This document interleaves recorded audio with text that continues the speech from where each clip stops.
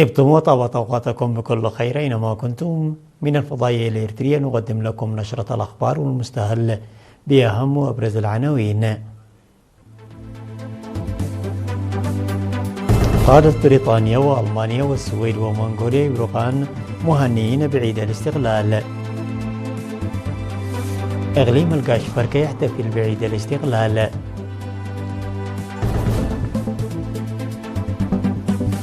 بعثة إريتريا في الأمم المتحدة تقيم حفل استقبال بمناسبة عيد الاستقلال.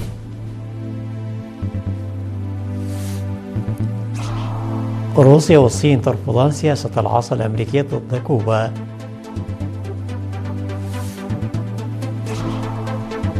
توقيع اتفاق استراتيجي بين السويد والولايات المتحدة.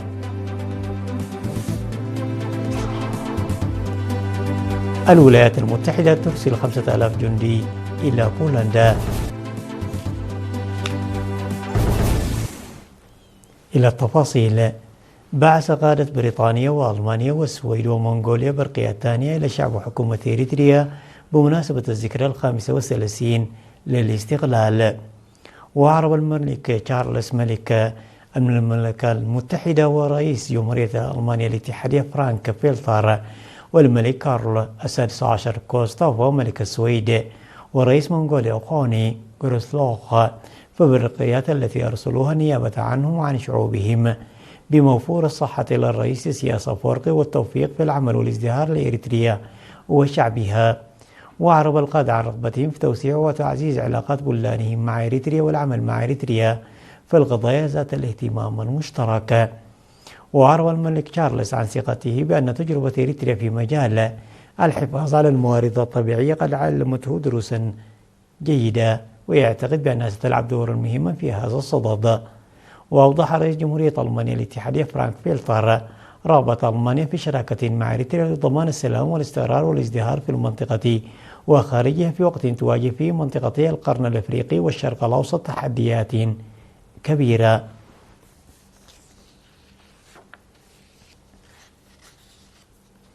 احتفل إقليم القاشبركة يوم 21 من مايو في مدينة بارنتو بالذكرى 35 للاستقلال تحت شعار صمودنا ضماننا. تخلل الاحتفال عرض عسكري وشعبي ورقصات تراثية وأغاني وقصائد ومسرحيات تعكس مضمون ومعنى الحرية والصمود والمرحلة الراهنة. وشكر رئيس لجنة تنسيق احتفالات الإقليم السيد إدريس صالح الاستعدادات الواسعة ومساهمة الشباب مشيدا بفعاليات الشباب المنظمين بإدارات الضواحي. وقال حاكم إقليم القاشبركة السفير محمود علي حوري أن شعار هذا العام يعبر عن المرحلة والصمود والتفاني العالي في النضال من أجل الاستقلال والدفاع عن السيادة. وأوضح أنه يتطلب الآن أيضا التصدي موحد يرتكز على القدرات البشرية المحلية وأمانة الشهداء لمواجهة التحديات التي تأتي من قريب وبعيد. وأفاد المحتفلون أن الاحتفال سنويا بحفاوة كبيرة بعيد الاستقلال نابع من تحقيقه بتضحيات جسام ونضال مرير وليس بالهباء.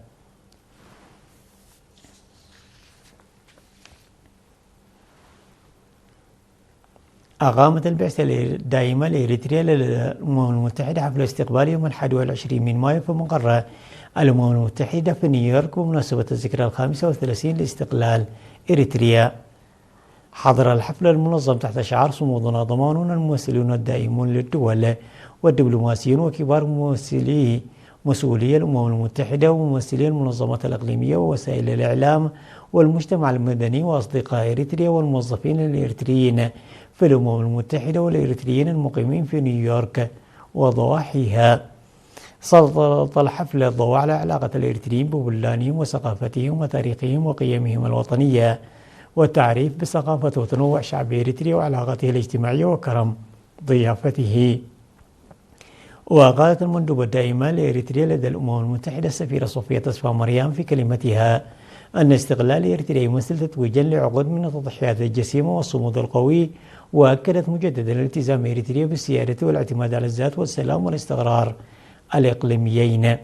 وأضافت السفيرة صوفيا أن الدبلوماسية الثقافية مهمة في تعزيز التفاهم المشترك وتقوية العلاقات بين الدول والشعوب.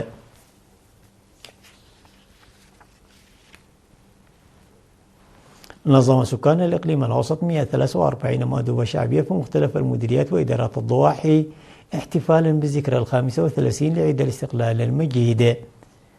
وشهدت الفعاليات التي أقيمت اليوم 22 من مايو بحضور عدد من كبار المسؤولين الحكوميين وقيادة الجبهة وقادة الجيش ورجال الدين وشخصيات اجتماعية إقامة مأدوبة شعبية جماعية في مديريات صصرات ميتمنى ووسط المدينة عدة حموس تراب الله وبراديزو، حيث شارك المواطنون في تنظيمها وتزيين مواقعها وإحياء المناسبة في أجواء احتفالية مميزة.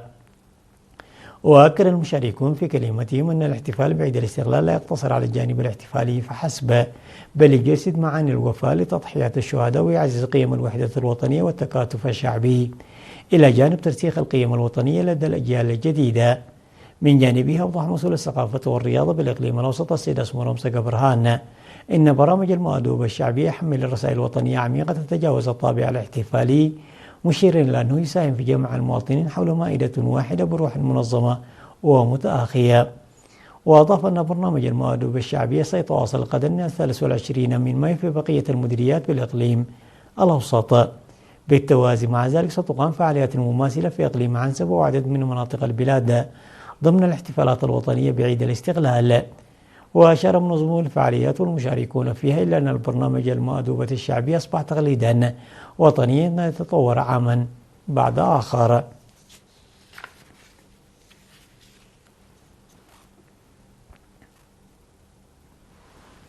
أقيمت بالإقليم الأوسط فعاليات ثقافية وفنية ضمن الاحتفالات بالذكرى 35 لعيد الاستقلال المجيد، حيث قدمت برامج متنوعة يومي 21 و22 من مايو في سينما روما وسينما أسمرة بالعاصمة أسمرة.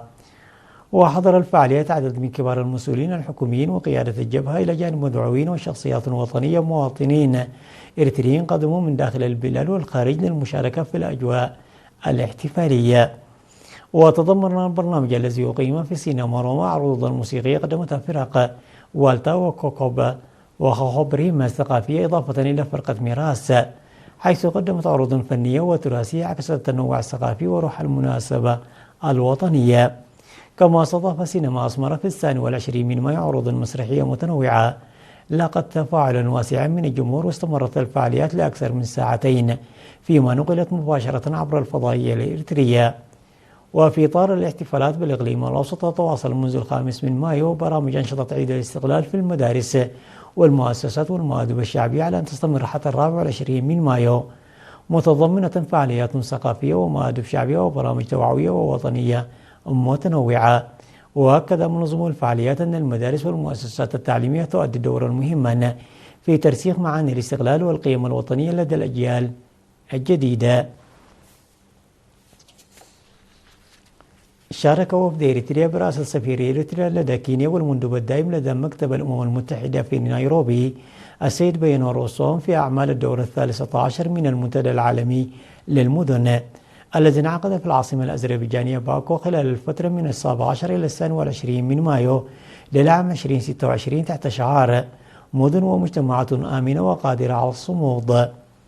وخلال مشاركته قدم السفير بيانية مداخلة تناول فيها التحديات المرتبطة بتزايد الهجرة نحو المدن وما يترتب عليها من ضغط على الخدمات الأساسية وظهور العشوائيات وتراجع مستوى الخدمات الاجتماعية، مؤكدا أن رؤية إريتريا التنموية تقوم على نهج متكامل يربط بين تنمية المدن والأرياف ضمن استراتيجية واحدة متوازنة. كما استعرض وفد إريتريا التجربة الوطنية خلال السنوات الماضية في تطوير البنى التحتية في المناطق الريفية وتحسين الخدمات الأساسية، إضافة إلى جهود إعادة دمج المواطنين وتمكينهم من العودة إلى مجتمعاتهم وممارسة أنشطتهم الاقتصادية بشكل طبيعي. وفي ختام المداخلة جدد السفير بيان دعم إريتريا للموقف الإفريقي المشترك في قضايا التنمية الحضرية المستدامة، داعيا إلى إصلاح آليات التمويل الدولي وشروط الإقراض بما يساهم في دعم خطط التنمية المتوازنة في المدن والمجتمعات المحلية. أعلن المدير العام لقسم الخدمات الاجتماعية في إدارة إقليم عنسب العقيد تسفاتين قرماي أن مؤسسات الخدمات الاجتماعية التي أرستها الحكومة منذ قضاء الاستقلال قد حسنت من حياة معيشية للمواطنين. وأوضح ارتفاع عدد المرافق الصحية إلى 40 مرفقا صحيا و37 نقطة صحية من 7 مرافق صحية قبل الاستغلال، وازدياد تغطية التطعيم وعدد النساء الحوامل اللا يلدن في المرافق الصحية بأضعاف. وحول التعليم قال أن عدد المؤسسات التعليمية قد ازداد من 34 إلى أكثر من 600 مؤسسة، ووصل عدد الطلاب بينهم 50% من الطالبات إلى أكثر من 134 ألف طالب. وأضاف أن خدمات التعليم التمهيدي تحظى باهتمام كبير ضمن الجهود المبذولة لتحسين الكفاءة، وأشاد بالمشاركة الشعبية لصيانة المدارس وبناء فصول دراسية إضافية. وذكر صرف أكثر من 25 مليون نقفة سنويا لدعم ورعاية أسر الشهداء وأكثر من 115 مليون نقفة لرعاية معاقي الحرب. ونبه إلى العمل الجاري لحصول المواطنين على خدمات النقل والكهرباء والهاتف المحمول، مؤكدا تواصل العمل لتغطية المناطق التي لم تصلها الخدمات.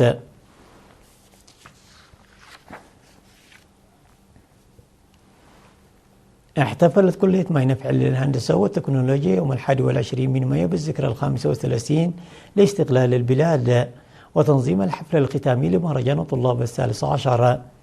تضمن البرنامج مسابقات معرفية ومعرض للصور والمواد وأنشطة رياضية وثقافية وسيمينارات.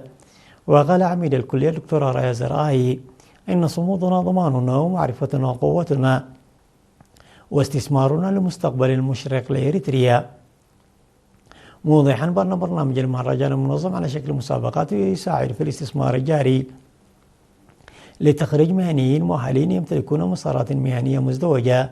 وأتمنى للشعب الإريتري عامة وقوات الدفاع الباسلة عيد استغلال سعيد. وأوضحت مسؤولة الاتحاد الوطني للشباب والطلبة فرع سوا ومؤسسات التعليم العالي السيدة منصور إسماعيل أن الهدف الرئيسي من المهرجان ومحتواه هو جعل الشباب أكفاء ومنافسين في جميع جوانب حياتهم، وحثتهم على الاستفادة من الفرص المتاحة. من جانبهم دعا الطلاب إلى استمرار المهرجان بإسراء محتواه لأنه يعزز ثقافتهم بأنفسهم ويقوي قدرتهم ويختبر مواهبهم ويعمق معرفتهم بثقافتهم ويعزز الوئام والوحدة فيما بينهم. وينظم مهرجان طلاب الكليات سنويا.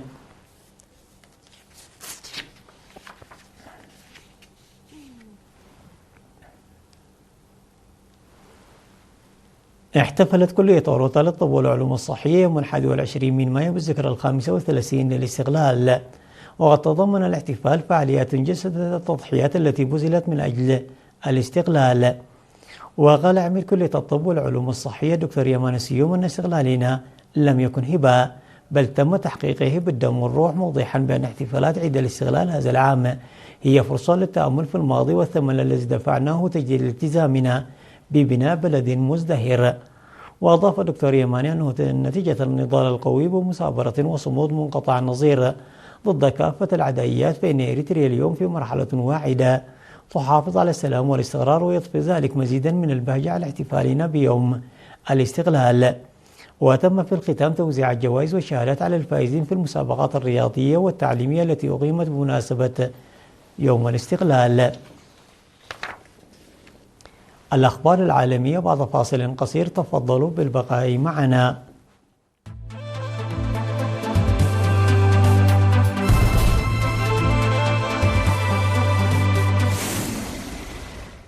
غادت كل من الصين وروسيا ردود الفعل الدولية الرافضة للتحركات الأمريكية الأخيرة تجاه كوبا، مؤكدة دعمهم السياسي الكامل لهافانا ومطالبتين الولايات المتحدة بخفض التصعيد والامتناع عن استخدام العقوبات والضغوطات السياسية. وقال المتحدث باسم وزارة الخارجية الصينية إن على واشنطن التوقف عن استخدام العقوبات والضغوطات القضائية ضد كوبا، مشددا على أن بكين تعارض العقوبات الأحادية التي لا تستند إلى القانون الدولي. من جانبها أكدت المتحدثة باسم وزارة الخارجية الروسية أن موسكو تواصل التنسيق مع هافانا في مختلف القضايا ذات الاهتمام المشترك، نافية تقارير إعلامية تحدثت عن حصول كوبا على مئات الطائرات المسيرة من روسيا وإيران بهدف استهداف مصالح أمريكية. وتأتي هذه المواقف في ظل تصاعد التوتر السياسي بين واشنطن وهافانا وسط تحذيرات دولية من اتساع الخلافات بين القوى الكبرى بشأن ملفات النفوذ والعقوبات والسيادة الدولية.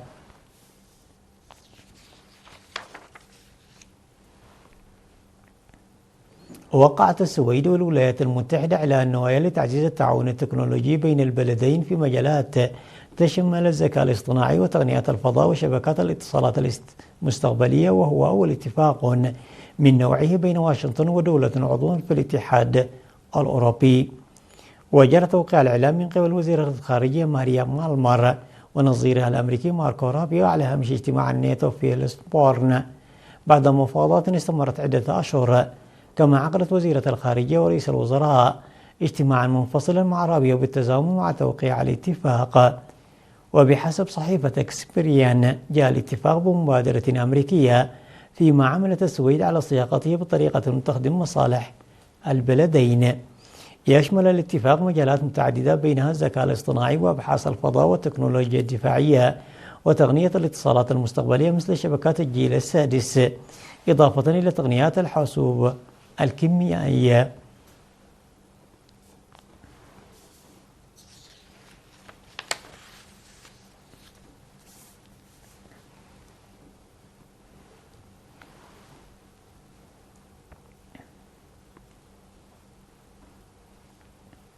أعلن الرئيس الأمريكي دونالد ترامب إرسال 5000 جندي أمريكي إضافي إلى بولندا في خطوة ربطها مباشرة بالعلاقات التي تجمعه بالرئيس البولندي المنتخب كارول نافورسكي، والذي كان ترامب قد دعمه علنا خلال حملته الانتخابية. وقال ترامب في منشور عبر منصة ترو سوشيال أن القرار يأتي على خلفية الفوز الانتخابي للرئيس الحالي لبولندا، مضيفا أنه يسره الإعلان عن تعزيز الوجود العسكري الأمريكي في بولندا عبر إرسال 5000 جندي إضافي. وأكد الرئيس الأمريكي أن هذه الخطوة تعكس متانة العلاقات مع وارسو، موجها الشكر للمتابعين على اهتمامهم بالقضية. ويأتي ذلك في وقت تجري فيه الولايات المتحدة مراجعة واسعة لوجودها العسكري في أوروبا، وسط تكهنات متواصلة منذ أشهر بإمكانية تقليص عدد القوات الأمريكية المنتشرة في القارة.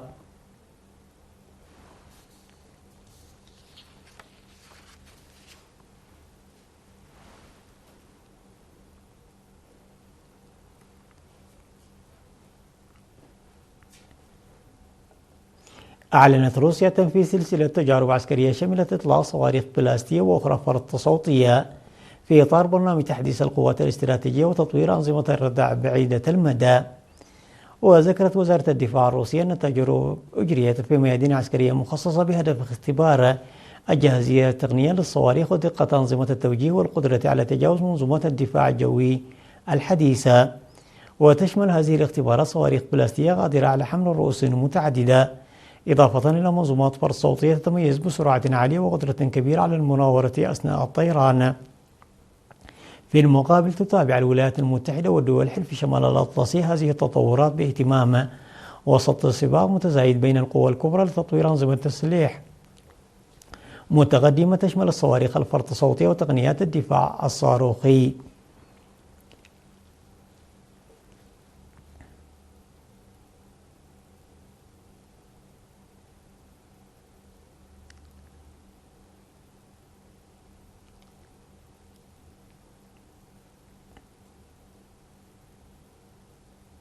عناوين النشرة مرة أخرى: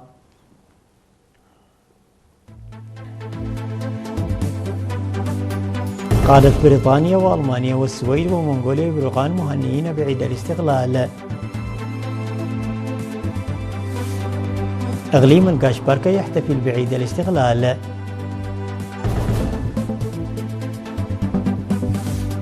بعثة إريتريا في الأمم المتحدة تقيم حفل استقبال بمناسبة عيد الاستقلال.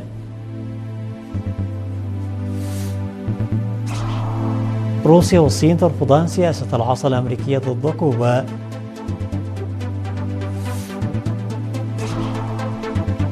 توقيع اتفاق استراتيجي بين السويد والولايات المتحدة.